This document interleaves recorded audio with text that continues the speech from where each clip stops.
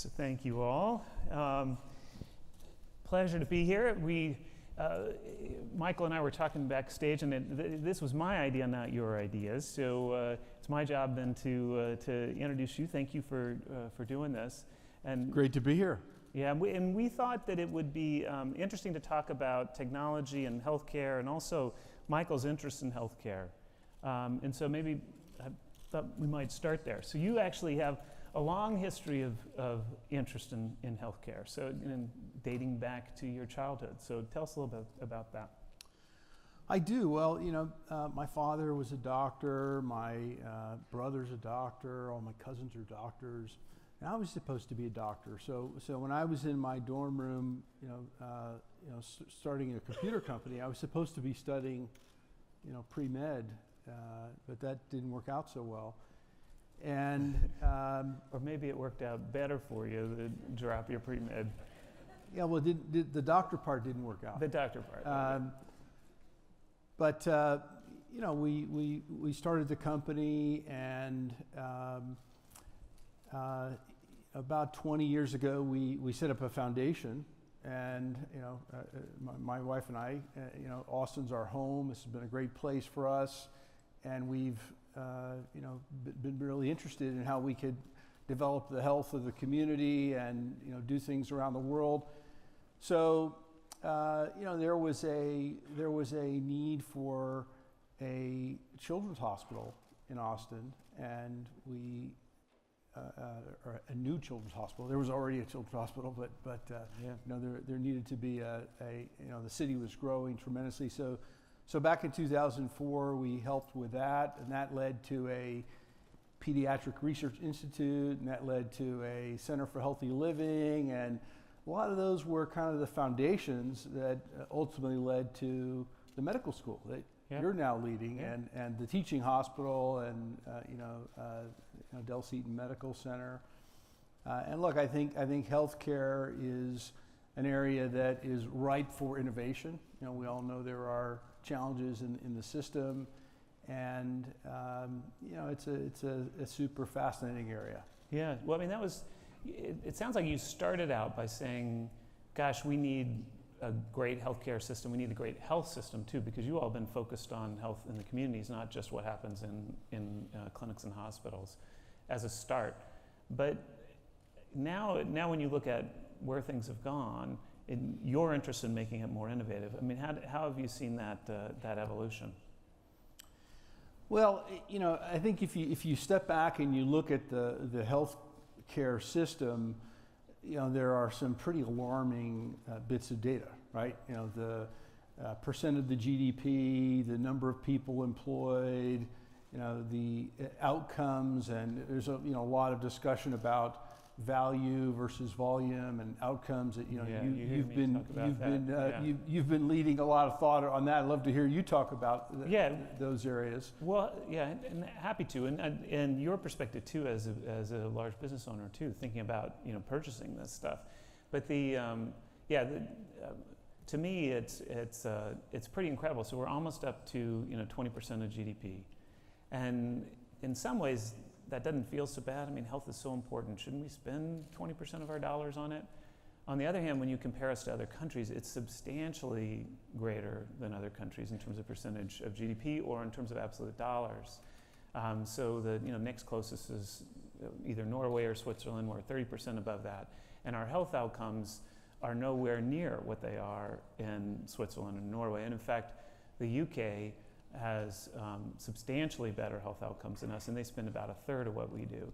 And in fact, you live longer in Cuba than you do in the US, and we spend an average of $10,000 now, just about close to $10,000 per person. They spend about $800 a person. So complete disconnect between what we pay and what we get out of the system, and clearly a system that's gone awry. A system that should be the absolute best in the world and yet is not. Yeah, and those countries certainly aren't using AI or data,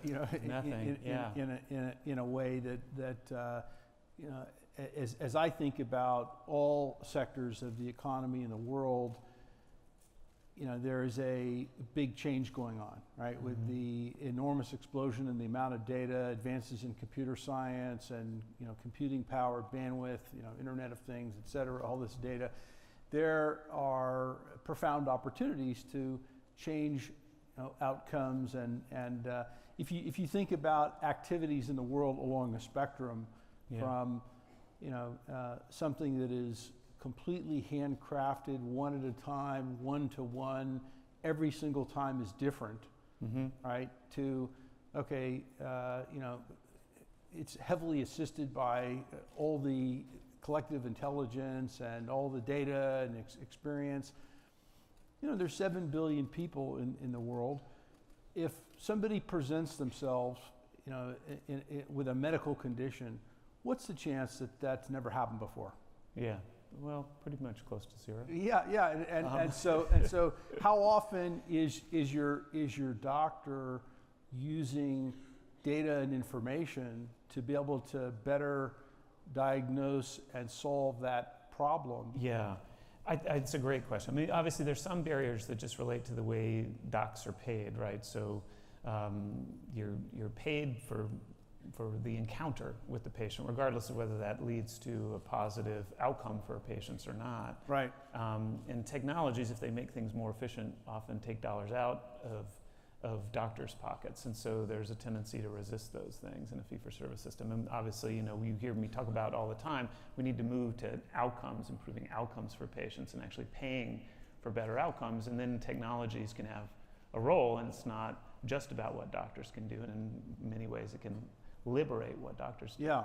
So why don't you share, with the folks here, what has been the approach and philosophy in creating the new, Dell Medical School? Well, it's interesting because I think we didn't purposefully take a page from your playbook, but I think we are doing a lot of things that you had done early on in thinking about Dell Computer. I haven't tested this out on you, so you can just tell me, no, I'm way off. But obviously you all were focused on democratization of technology. Yes. And you were highly focused on the consumer. How do you create products that consumers want? And obviously they don't want to pay more than they have to, and they want that technology to do more and more, to do the things that are important to them. Well, we don't have a similar approach in healthcare currently. If you think about the consumer experience in healthcare, even the experience at the DMV is more favorable than it is in a doctor's office today. At least the Texas DMV. The California DMV, where I came from before, I'm not so sure. But in the Texas DMV, you at least you type in your cell phone number and it tells you when you'll be up. It gives you some realistic. But in the average doctor's office, you're waiting 40 minutes. That's the average wait time in a doctor's office. Complete disrespect for people. But that's only a minor thing, but it's emblematic of what's going on more broadly in the healthcare system. No one really wants to be a patient. No one wants to go to see a doctor in the clinic. Very few people do. No one wants to be in the hospital. What we want is health, right? We want to be healthy. And the system ought to reward us achieving health. Like it rewards, if it's a good movie and it entertains us, then people go to see the movie. We don't have any measurement, just as you say, there's no data that's shared about what are those outcomes. And we don't have a system in place that rewards that at all. So the economics of healthcare are about the delivery of more healthcare, not the delivery of better outcomes. Volume versus value and outcomes. Exactly. And volume, that we do well in the U.S. We generate a ton of healthcare in the U.S. That's how we got to 20% of GDP. That's how we get to 20% of GDP. But it doesn't actually improve outcomes. It churns and produces costs, but not outcomes. So what we're trying to do is focus, just as you did, on the customer and on people and what people want, and then design the care around what those people want. And that should include technologies. I mean, we have even trouble today integrating email into care of patients. What does it mean to really bake in technologies in how we care for folks as well? Disciplined on outcomes, and then trying to get paid by purchasers for the outcomes, not for more care. And we've got some models that are underway. The key then becomes dissemination for us, which I think we're also, that's a page from your playbook that we probably can't completely copy, but we're going to have to figure out some disruptive way to disseminate. Yeah, but you're starting to figure out how to share your learnings with other health systems, and the approach that you're taking to community care here in Central Texas. I think one of the really exciting things, of course, is that you have an opportunity to reinvent and change things, and the community's been very supportive of that. And that's terrific. So uniquely, we are supported by the community. They voted to increase the property tax to bring the med school here, and that provides substantial support, links us to the community in a great way. And then it makes it more natural. We do actually have incentives aligned to produce those better outcomes. And that's our county safety net system for Travis County, the County of Austin. And those are fixed dollars, relatively fixed, and more need than can be delivered in a traditional US healthcare approach for those dollars. And they've been wonderful as partners to think, okay, well, let's just do it the right way instead of the way we would traditionally do it, and see if we can make the dollars flow appropriately to reward the value that's being produced. So yeah, that's absolutely right. So as you mentioned, the first one that we tested was in joint pain. So it ends up being one of the most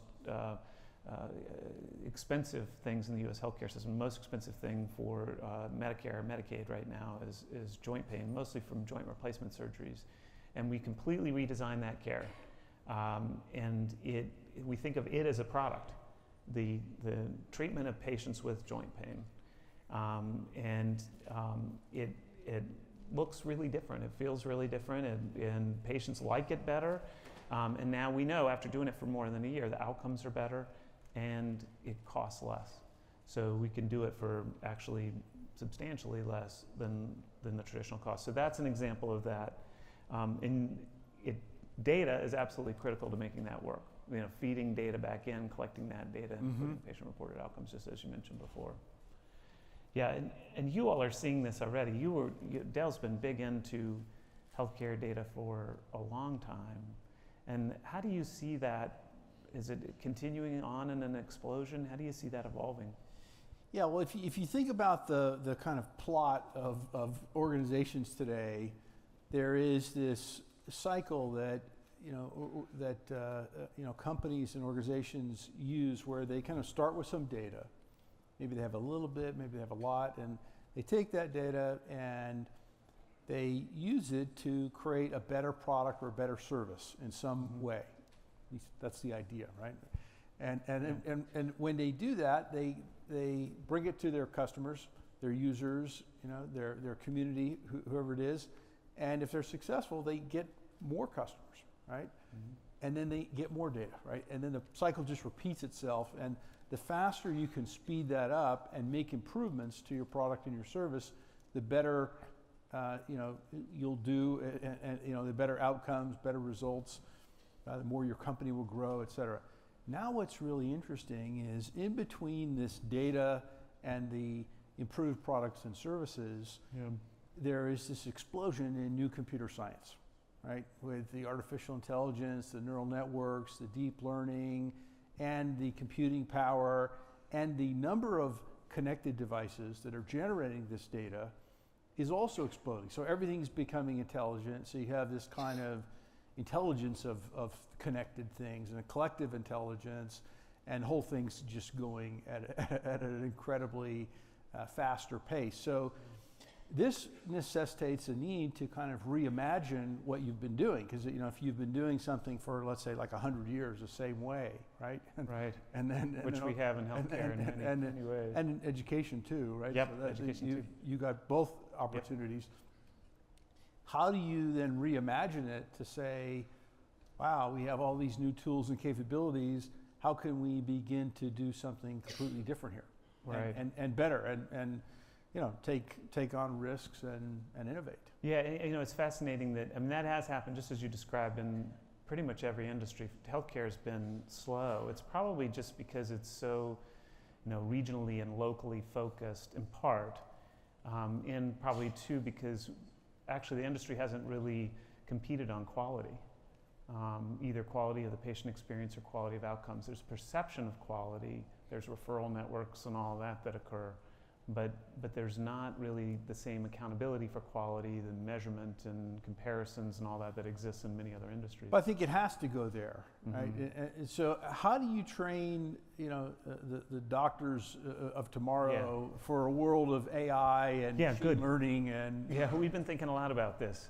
So AI definitely is not just a pipe dream anymore. It's interesting, you go back into the medical literature and you see articles about AI from the 1980s and how computers were going to change medicine and all this, and they barely touched it other than to be a huge annoyance in healthcare today.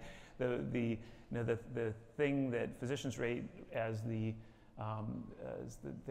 greatest detractor from satisfaction in practice is the electronic health record. Amazing. It should never be that way. It will, and eventually we'll figure this one out. But it has been a detraction. But in the future, now we're starting to see already AI doing things that physicians can do, and doing them at least as well and faster and cheaper. And we will quickly see them doing it better. So reading chest X-rays. For specific kinds of findings like tuberculosis, they do it just as well. Finding cancerous cells in pathology slides, another example where AI can do that better. And now even making diagnoses more accurately. And it is true too, just the low-hanging fruit stuff, we haven't let the systems do this. High blood pressure. It's incredibly common. Like more than half of adults have high blood pressure in the U.S. And we still have only about a third of people with high blood pressure adequately treated. We have a gazillion very safe and effective drugs for high blood pressure that are super cheap, and yet we can't get that group of folks treated. So data and feeding that back and using that and making sure the incentives are aligned with achieving that is going to be important for driving this. And then I didn't answer your question. Well, how does that make us think about the future of medicine? And then I want to ask you about bigger issues around AI.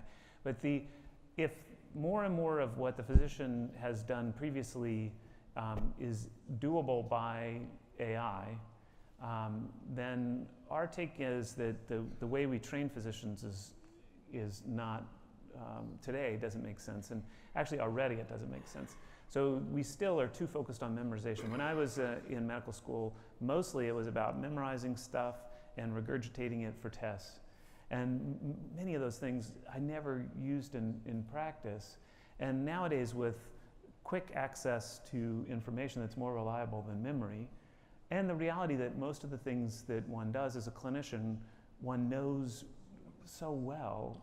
You just have to know what you don't know and know how to find it. And now you can do that so easily on a cell phone. That memorization really is not that useful anymore in medicine. And complex diagnosis, understanding data, understanding where to find it, all of that stuff's critical. But then also that gives us more time for physicians to do what they've always done, which is the humanistic aspects of medicine, how they communicate, how they understand, gather information from patients, do a physical exam that has meaning, not just collecting data, but has meaning context and the context also, yes, individualizing decision making. And also consoling and counseling patients. All those are really critical functions. And in fact, as we've studied them more and more, we've discovered that many of those things are more important than surgical skills or choice of drug. That the emotional state of patients really does determine outcomes in healthcare. So now, if we can take away some of that distraction or have other machines that do those things better, move those activities, then the focus should be more on the humanistic aspects of medicine, and then our training ought to reflect that. Yeah, I think if there are all sorts of scary scenarios that have been painted, in movies about the robo-apocalypse and horrible things happening in the future. But actually, the outcomes, as it relates to technology, have been broadly, enormously positive. And I'm very optimistic that in healthcare, technology will assist the doctor, the caregiver, in, creating a much better outcome and result. I think the answer here is human plus machine. Yeah. Right. Not machine minus human. Yeah, I agree. Yeah, I think that's got to be the. Maybe there's some day when machines are as empathic and can connect to humans as well as humans can, but that day certainly isn't going to be in my lifetime. Well, machines are different than organisms, right? And that's a whole nother subject. But. Yeah. Well, you and I were talking more generally backstage about AI and how it'll roll out, and I think some of the things we just talked about that's just going to happen, right? I mean, more and more of those tasks that are done by folks in the healthcare system will be taken over by machines. But then, how does AI itself evolve? So, one conceptualization would be that AI is basically one giant brain. You got the internet's actually so well connected. There's one giant brain. And as you pointed out backstage, we're a long way away from that. We have AI that deals with specific problems, self-driving cars or reading X-rays and all that. But there is commonality between those things at a very high level. There's concepts in geology and in weather relate to blood flow and the way the brain works. And so there is some combination of all that. So is it one brain but the problem of course with one brain is if it gets things wrong, it doesn't know, it doesn't see that. I mean, or is it multiple? And how do we know how it actually calculates it? Right. It's so complicated we don't even know. But I think for the foreseeable future, we're going to have specific AIs because the data domains and the fields are so different in terms of what is actually happening with the data. To get a general AI that is all-knowing in all fields and that sort of thing, I think we're quite a ways away from that. I mean, when you listen to the AI researchers and you kind of ask that question, you'll get a range of answers. Mm-hmm. Some of them will say it's 20 years away for a really a powerful generalized AI. Some will say it's 100 years away. Mm-hmm. So nobody really knows. I mean, what we do know is the improvements are coming at a very, very fast pace, and it's definitely a kind of defining moment in terms of the future of all industries and society. Yeah.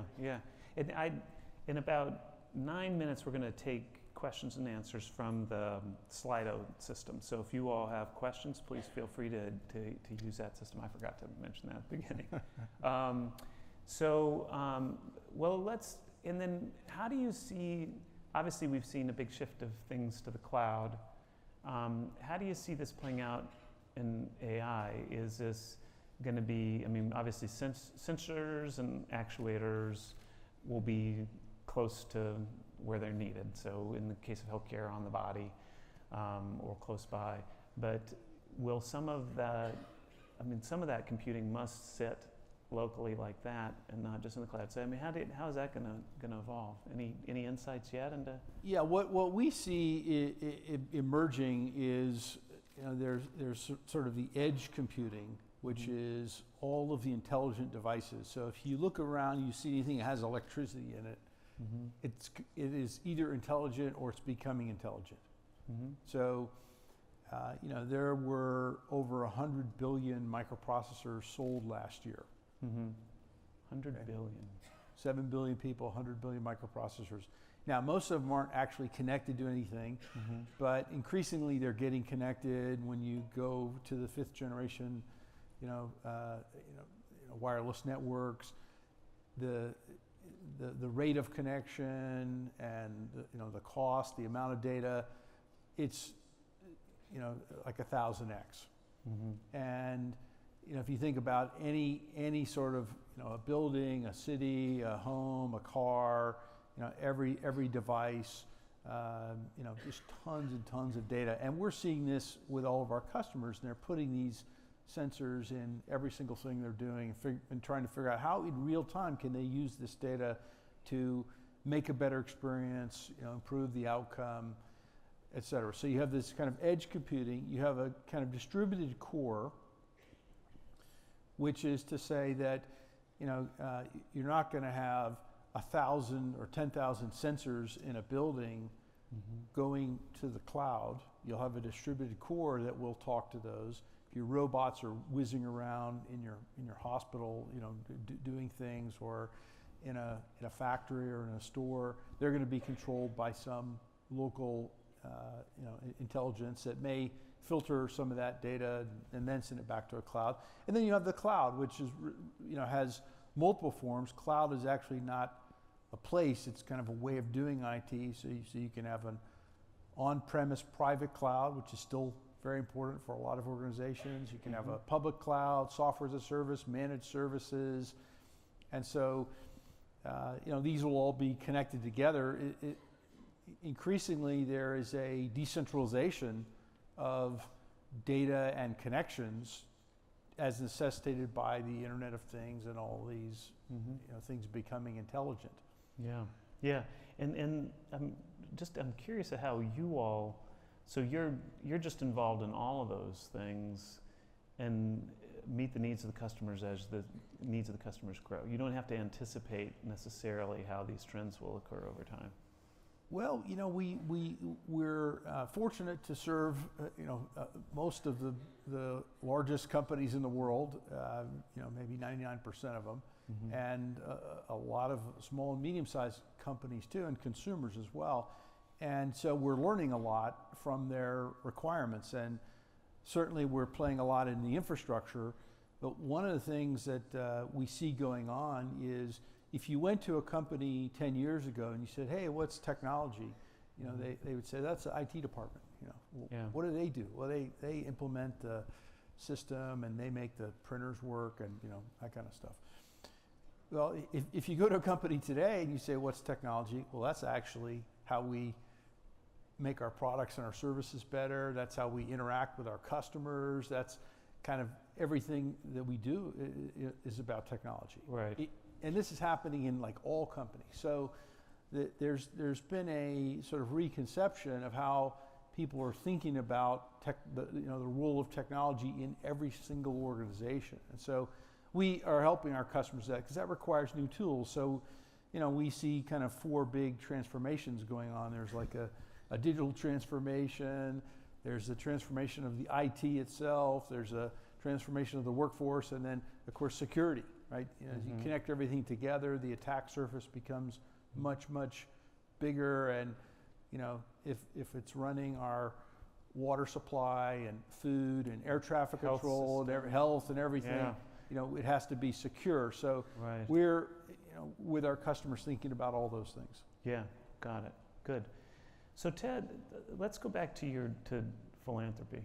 So you've obviously done a huge amount on the business side, and now you have done already too a huge amount on the philanthropic side. So how do you think about it? I mean, as you mentioned, you started out by saying we want to make Austin a great place, and how has your thinking evolved about the impact that you can have? Well, we kind of set a big goal for ourselves to say, my wife and I, how could we have a greater impact in the world with our philanthropy than we've had with Dell the company, and I'll say that's a pretty big challenge, but why not? So actually last year we published something called the Philanthropist's Guide to the Future, and we took a lot of the lessons that we've learned. We've done about 3,000 projects through our foundation over the last 20 years, roughly $1.5 billion invested, and we learned a few things, right? So, first lesson we learned was all about risk and innovation, and you got to be willing to take the risks that the challenge, deserves. And I've learned in business that risk and innovation totally go together. So, if you want innovation, you have to be willing to make mistakes, take some risk, learn, fail fast, and you've taken some new approaches with like team-based care. Yep. Yeah. So, a bunch. So, team-based care is a good example. I mean, that example that I gave before about the joint pain is entirely different. So it's people have thought about the surgery, but not about joint pain and how to prevent people from getting surgery. And that's not, people don't want to have a surgery that they don't need. So that takes a whole re-envisioning. And in that care, you're right, that was that's a good example of that, of riskiness. So there's a bunch of stuff that normally doesn't get paid for. The technologies generally don't get paid for. And then we also have, physical therapists, dietitians, counselors,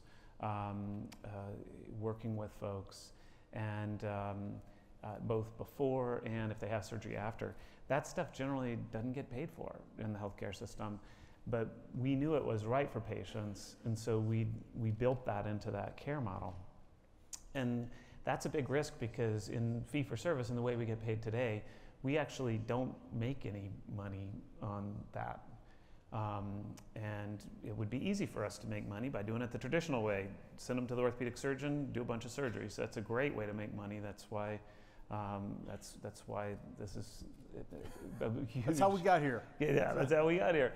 So that is a huge risk for us to do it that way. And what we're doing is we've said this is a better product. And you as a purchaser of healthcare, you want better products for your people. Your people really want them too. Now, how we direct them to it, we haven't completely solved that. People don't know that there are better solutions out there, and they're not currently sensitive to waste, to price. And you are as their purchaser, but they aren't individually. So how do we change that? And then how do we get paid for the value we produce?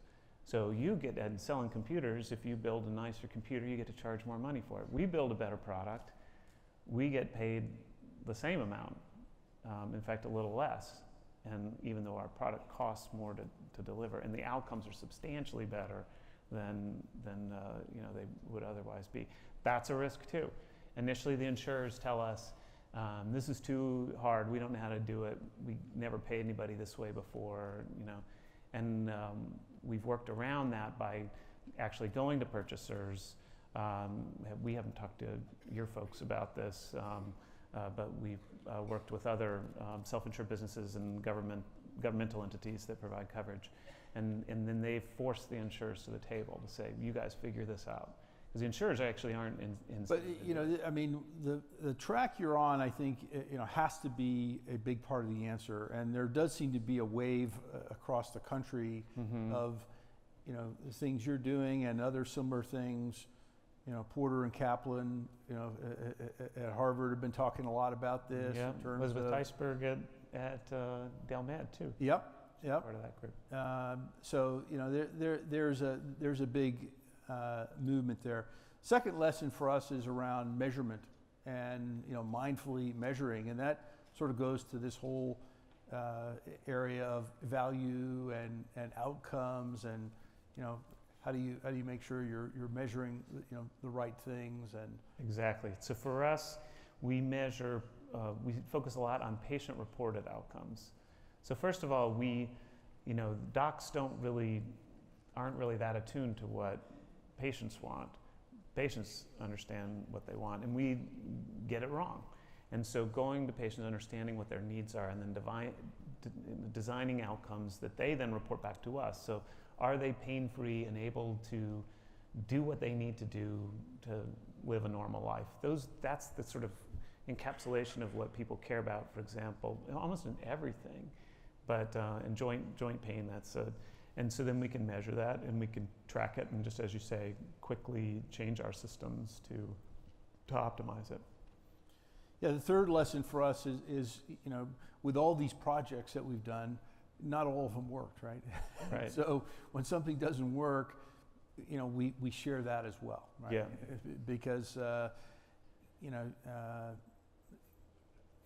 it's important to share the lessons. And I know the last few days there was the South by Southwest EDU, right? And so we had a bunch of our teams from the foundation here sharing experiences with educators that came together. There's a lot of people innovating and experimenting together, and we can all move forward by taking the collective lessons faster. Great. Yeah, I completely agree. So we do that through presentations and publications as well. And those are important for the failures, but unfortunately the publications and presentations haven't changed the healthcare system. There's a lot of stuff that we know we should do that we don't do. I mentioned hypertension previously. A lot of the work in prevention hasn't actually caught on, even though there are many publications about how to do this stuff better. So we do believe, in addition, that we need to figure out a different kind of dissemination model, in that it's going to be disruptive companies moving into into this healthcare market and into other healthcare markets that ultimately produce the changes that we need in healthcare. The fourth lesson is really around root cause. If it looks easy, look a lot harder. Yeah. We found this lesson in GAVA, which is a project here in South Austin. And basically the lesson was we thought, hey, let's take a zip code, let's take 2 zip codes, let's just apply everything we know, right, to community health, and turns out that when we enabled the parents and the community leaders with the right information, they were much better at pulling on the resources and getting the right outcomes for their families than just trying to deliver it to them, right? Right. Yeah. Kind of similar to the example you were saying, where the patient defines whether they're in a good state of health. Exactly. Yeah. And similar to we have this notion that we can intervene on communities to improve health, just like a community is one thing, right? And which is so naive. And also that we, from the physician of scientifically trained clinicians sitting in an academic medical center, we really know what's going to work on the ground in the areas that are most impacted by inequities, for example, health inequities. When the reality is people in that community know what's going to work best, and what we need to do is figure out how to enable them to bring those solutions forward, to create a platform so that success gets paid as success, and to provide whatever expertise and access they need to make them successful. So that we're trying to do that, and we're doing it actually in partnership with your foundation, and have a number of projects going on in East and South Austin. And then the fifth lesson is, look, resources are important, but it's actually people and creativity and innovation that solve these problems. We have this really interesting customer called Aero Farms, and they figured out how to grow herbs and vegetables 390 times more efficiently than in the traditional way. Vertical farming, no sunlight, 95% less water, and they can do it anywhere.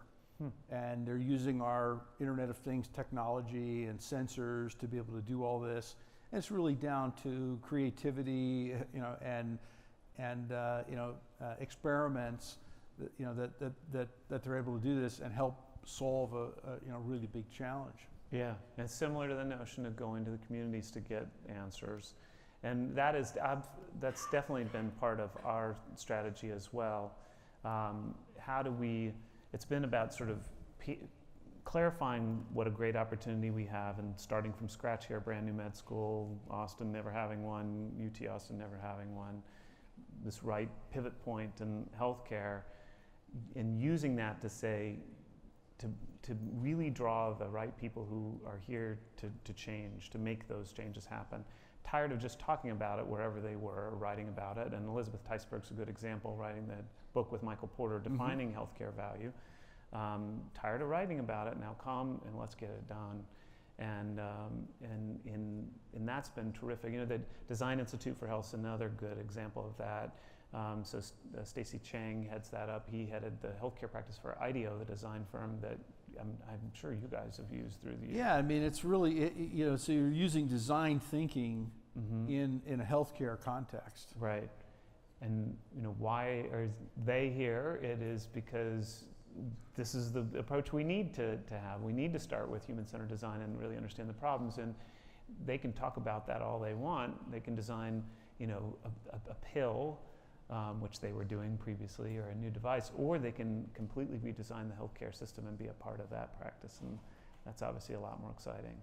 And you have attracted a rather incredible team. I think the idea of what you're building, has caught the imagination of lots of folks, and it's also really impressive to see the number of students, right, that are applying, the caliber of the students, and I'm very impressed with the backgrounds of these students, right?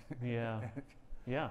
So we have been, again, it's all about being able to just not rest on laurels or tradition and say, well, what does healthcare need to look like in the future? What does the physician of the future need to look like? And then also for the educational programs, what are the right tools for educating adults? I mean, these are adults and they're not sitting in a lecture hall and listening. It's very interactive, small group work, all of that stuff. And then we want to choose our students differently as well. So yeah, we had just about 5,000 applicants for 50 slots this year. And it hurts me to go through these, and there's so many great applicants, but we're focused differently. We're looking at people who have demonstrated passion and creativity and have some evidence of leadership before they even get to us. They tend to be a little older, and it's because we're about training leaders to help to move this transformation of the health system forward. It's and you help to make this happen. I mean, it's also, it's becoming part of place. It's not just us, right? It's Central Health, it's the entrepreneurial community, it's the entrepreneurial community also in the nonprofit space. You mentioned GAVA, there are many others. How do we enable them? It's engaging too with the other partners, the large health systems here. Ascension has a group here called Seton, the St. David's system, which is part of HCA, is also there, and the St. David's Foundation has been great there, and how we partner with them, and in our case more with the Ascension system to move these models forward. So it's creating this sort of sense of there's some vitality, there's some potential, there's Merck moving to town, bringing the Yeah, this is kind of what we imagine. The biotech community, pharma, the biosciences and the computational sciences coming together. Austin's a great place to do this. Yep, perfect. All right, good. Well, that's a good place for us, I think, to start taking questions from the audience. So again, we're using Slido, and so please feel free to submit your questions. And I guess we'll take the top one first. This one's from Taylor. As we see technology take on a bigger role in healthcare, how does this put citizens at risk with security and hacks? So we've already seen that healthcare systems are easily hacked. I mean, obviously in the UK that had a huge impact on care. So how do you see this playing out? And the healthcare record on the dark web is the most valuable one. Wow. And we're in the business of helping to protect our customers from these threats, but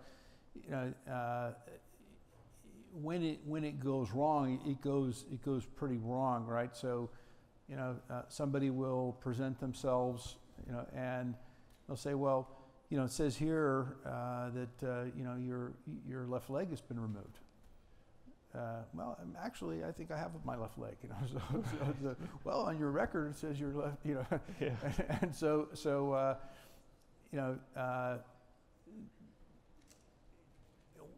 we do a lot to help.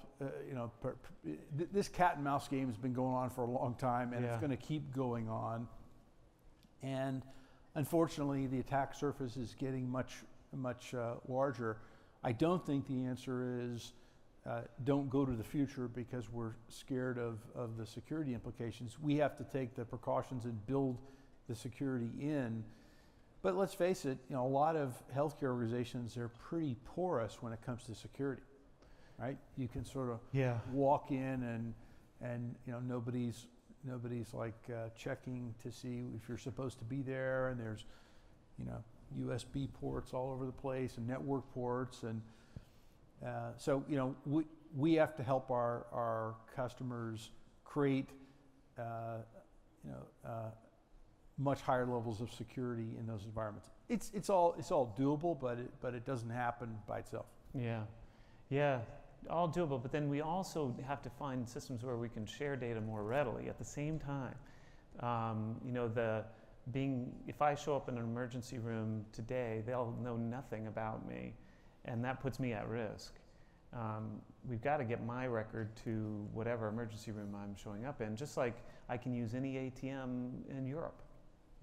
That's a lot of financial information that's being transmitted in order for me to do that, and yet we can't figure this one out for the emergency rooms. So it's going to be an interesting problem. I used to think that the financial sector was a perfect example of where we need to go, but after all the stuff recently that happened with Equifax, I think it's not. But what that future, how you all help us to craft that future, it's going to be critical. Sharing data is really important for health. Okay, this is I don't know how you're going to answer this. I don't know how I'll answer it. John from Chicago asks, what are the top 3 unmet needs at the intersection of healthcare and technology? It's the top 3 part that's so hard. There's been a huge emphasis on sensors. I don't think sensors. I think we'll continue to see sensors evolve. But what's happened is, yes, we have sensors, but we don't know what to do with that data. So it's just adding all this data into the stream of a healthcare system that's broken. So I think how we turn, this is again an AI function, how we turn data into actionable information is critical. The problem today in the way healthcare technology is being developed is it is either being developed on the consumer side, people who really don't have much knowledge about how the healthcare system works, or it's being developed specifically to enhance fee-for-service revenues as opposed to improve outcomes for patients. And we see a ton of those.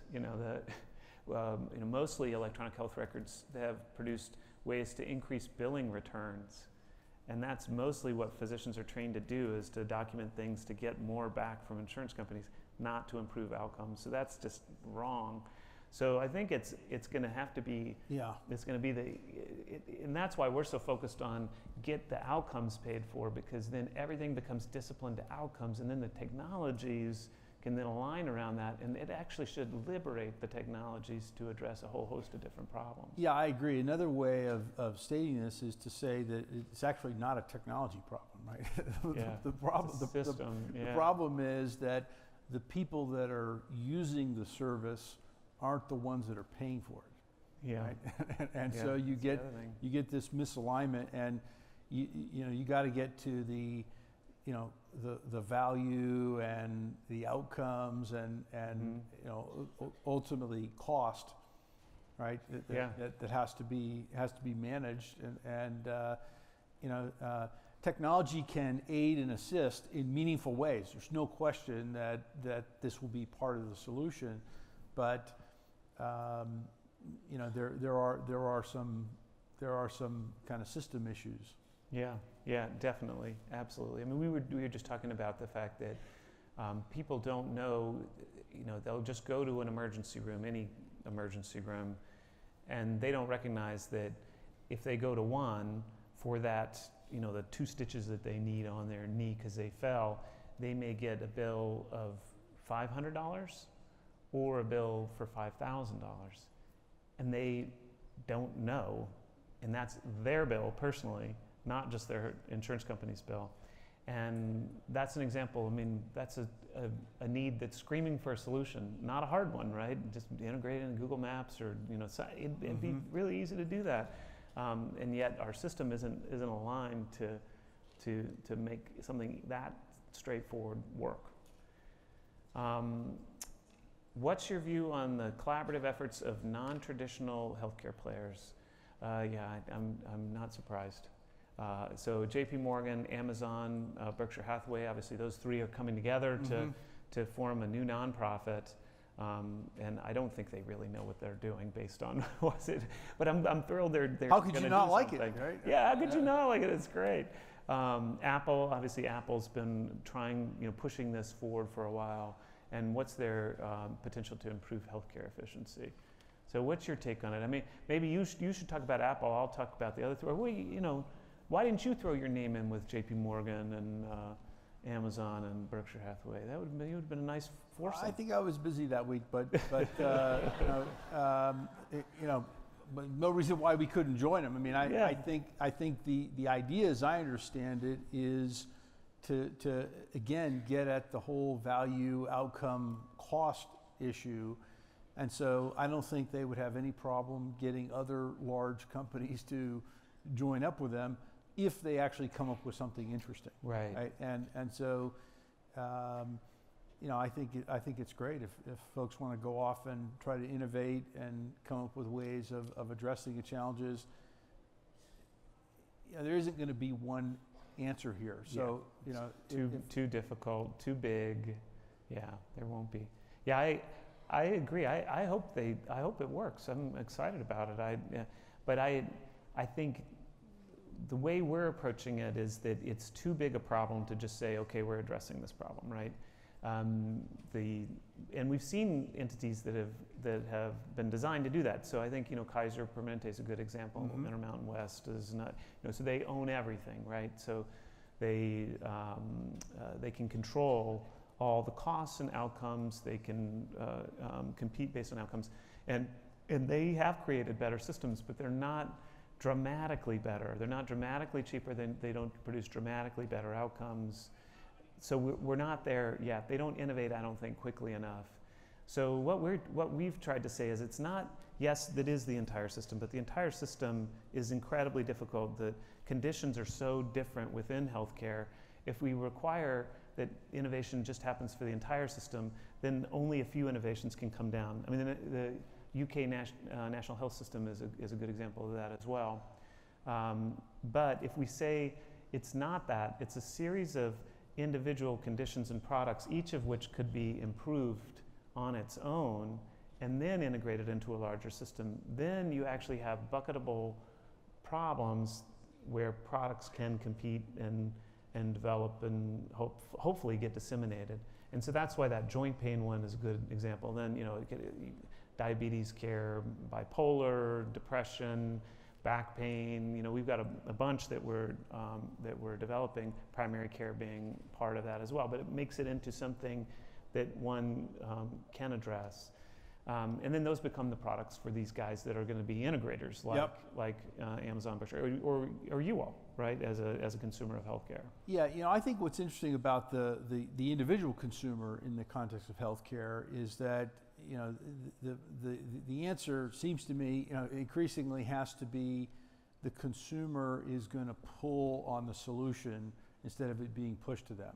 So as you go to value, outcomes, cost, it's going to be, hey, you know, I'm more responsible for my behaviors than I was before. Yeah. I can't just blame it on somebody else and, well, it's all their fault. I take this pill and, you know. Totally agree. Hey, you know, I'm just doing what it says to do over here, and, you know. Right. You know, there has to be more responsibility in the system, and that's where I think the sensors and the information, the devices can actually be helpful. And, you know, you got to imagine a world where it's 2020 or 2025, you know, somebody turns, 20 years old, and they say, hey, you know, this is what, you know, is going on in your body, right? You know, right. Genetically, right? Yeah. And by the way, you know, you're kind of predisposed to this and that and the other thing, and you might want to, you know, it's like you got a new house, right? And you know, here's how you take care of your lawn, and here's how you maintain, and how do you have a healthy, full life without these chronic conditions? Yeah. And you know, I don't think it's like solving the mysteries of the universe, right? With some of the conditions that are out there today. Oh no, that's pretty clear. So if you want to get rid of your diabetes, what you should do about it. Exactly, and so how do we get the individual consumer more information, more knowledge? Yeah. So they're actually driving it. That has to be part of the answer.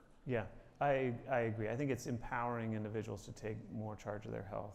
And that does actually mean empowering them also to understand the decisions they make about how they access healthcare. Of course, today they can't even know cost. It's not clear. No one shares that, or outcomes in the individual. And look, places. you know, we know in our context as an employer, you know, there's certain people who access the healthcare system like 5 or 10 or 15 times more than others. Yep. Right. And in many cases, they're these kind of, you know, behavior-based, you know, conditions that you know, and end up being very, very bad, right, and expensive. Right. Yeah. Good. All right. So the next question actually relates to that. So access of electronic health records digitally. You know, this is one of the things that Apple's been working on. You remember Google Health did this like a decade ago. It didn't actually work. Microsoft has and tried Microsoft this same. as well. Yep. And you know, that maybe they were just before their time. The uptake wasn't there, and also it required a lot of maintenance from individuals to post their data, to request it and get it in it. And obviously, one could force you know, you as an individual should own your health records, and then you should be able to call it into a central repository that then you could direct to emergency room. So, I mean, my bias is that this should happen. That we should put us as individuals at the center of the health record. But how do you see that rolling out? I mean, is this time gonna work with Apple's new approach, or? There have been several attempts at it. It makes perfectly logical sense. I mean, I think there are, you know, there are you know, vendors that you know, will sort of fight against that, you know, for one reason or another. But it's interesting that it really hasn't occurred yet, right. At least on a broad scale. I know, you know, we at Dell, you know, have efforts to, you know, make that information available to our people, and, you know, let them use it in the manner in which they choose. But you think more progress would have been made there. Right. Yeah, I agree. All right. This one probably is our last question. We'll have to answer it quickly. So, where should healthcare systems start with AI? Clinical areas or operational areas? So where should they versus where will they or have they? So, I mean, AI is also is used to figure out whether you can possibly increase your coding return on patients by reviewing electronic health records. That's one of the initial uses of AI. And my hope and should is that we get away from trying to milk more dollars out of a fee-for-service system and really push AI to address efficiency and quality issues, in particular quality issues. I do think it's going to be natural for AI to do more and more of what radiologists and pathologists do, but I think there'll be resistance to that in the healthcare system, and it'll be interesting to see. I don't think the healthcare system will allow that to pull dollars out of the system. The efficiencies will not be realized the way they could. But for workflow, for understanding risk factors, identifying people at risk, just as you described in Dell, and then being able to intervene on them to improve outcomes, reduce costs, I think that's going to happen. Yeah, and you know, we as many employers do have these systems where, you know, if we see somebody, actually not we, but we have a third party that does it, see somebody going down the path of using a lot of healthcare services more than normal, we can kind of detect that they're going in a bad way. Third party will contact them and say, hey, how about some lifestyle help here to avoid these conditions? And a significant percentage, majority of people will very much welcome that. So I think using technology to provide, to help people with better outcomes and healthier lives, I think that's the promise here, and no better place to have it start than here in Austin at Dell Medical School. Yep, and Dell Computers. Well, thank you. This has been a pleasure. Great spending this hour with you. Absolutely. Thank you. Great.